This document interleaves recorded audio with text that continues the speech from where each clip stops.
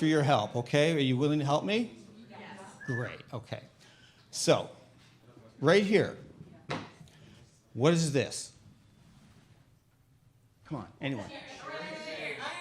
Applause. What's the feeling? What's the feeling? Joy. Joy, come on, people, work with me. Joy, it's this joy. Yes, yes, yes, joy. Now, what's this? Fear. Yeah, it's fear. Fear. Okay.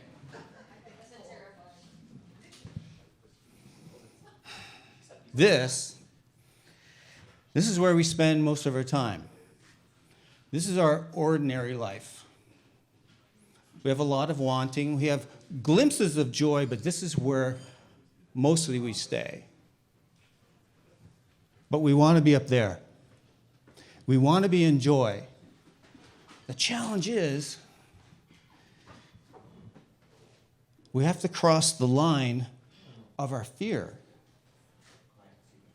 So we stay here. I sure did. So good evening. It's great to be here back at MoMondays. I did this 2 years ago, so it's really fun to be back here. So tonight I'm going to tell you a story. I'm going to tell you a story about crossing the line. It's also a story about transformation. So I can take you back and tell you a story. Now, the protagonist of this epic tale occasionally surprises me, but a lot of times I find him just to be annoyingly careful and a brutal buzzkill. That person, of course, is me.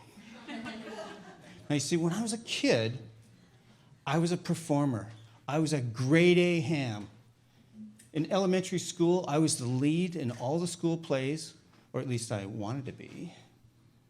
And in grade school speech competitions, I was a finalist 3 times. And as a teenager, I wanted to be like the bass player in Deep Purple.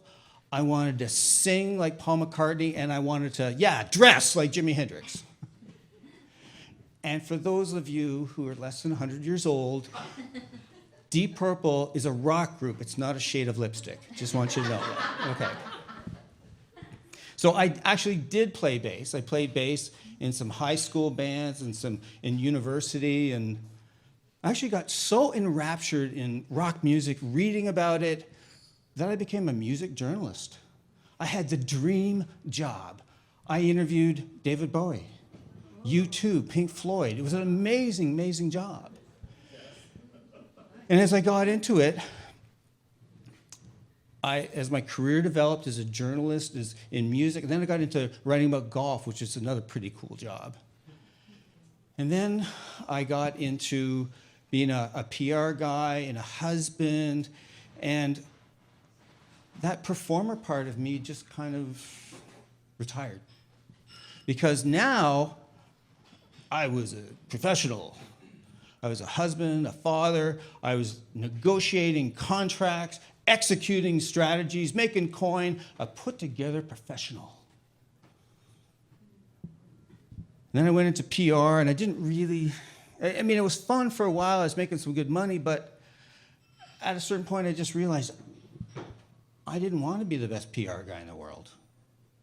I wanted to be a coach. I wanted to be actually a golf coach. But here's the thing. To be a coach, you have to attract clients. So you need to talk, give keynotes, do workshops, perform. And well, bringing the old performer out of retirement wasn't that easy. Turns out he's a major league nervous Nelly. And there was times when I would be giving a talk or a speech, and I would just have this clench of fear that would just run through my chest. And I'd look and go, I have no cred. What am I doing up here? These people, they're not getting anything from me. I felt like I was fighting for my life. Musically, I was dead too. I stopped playing bass, guitar, nothing. Singing, oh my God. When I had to sing solo, my body would just go rigid. I just couldn't sing. Now, the stakes were high because this wasn't about me trying to be a rock star. I was trying to make a living as a coach and a speaker. So I had to do something. So I thought about it, and I finally went, okay, I have to immerse myself in the riskiest performance environment that I can think of, improv.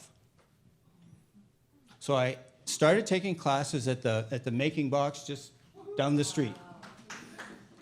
Great place.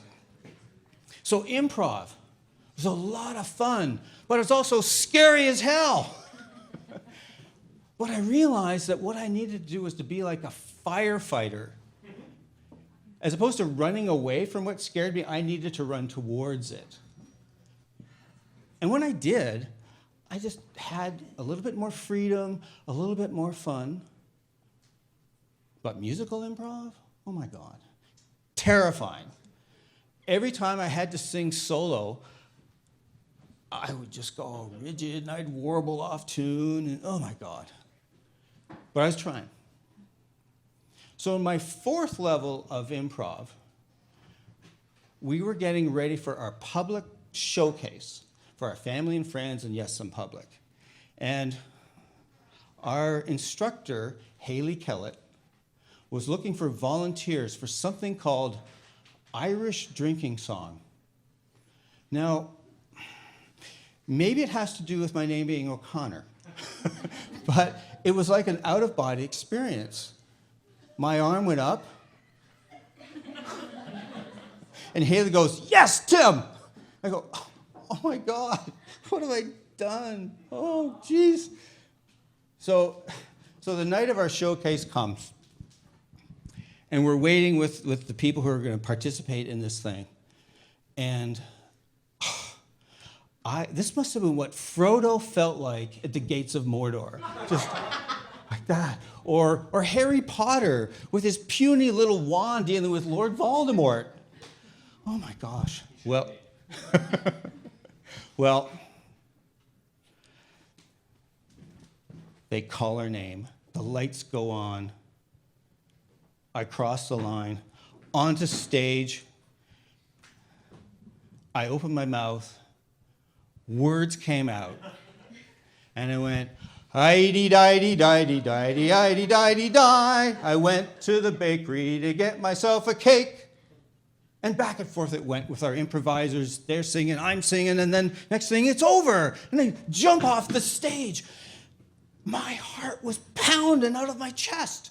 It was unbelievable. And we're high-fiving each other and going crazy. And someone comes up to me and goes, "O'Connor, that was amazing. You're really good at this." And I went, "Me? Oh my God." Oh. And in the days and weeks that followed, I realized that I'd been through a transformational experience. Now, I'm still annoyingly careful. But when I get on stage to talk, like I'm nervous. I've been nervous all bloody day. But I don't feel like I'm going to die. And I'm actually playing bass again. And I'm singing in my very limited way in a band of old punkers. Now, you see, the thing is, I'm no different than anybody else. We all want to be transformed. We all yearn for that experience of seeing new possibilities for ourselves, seeing how capable we really are. We don't want to live ordinary lives. But here's the thing. To experience that transformational joy, we have to step up to the line. And then we have to step over that line. And then a magical thing happens. And we realize, I didn't die. And then we realize that, in fact, we're more alive than we've ever been.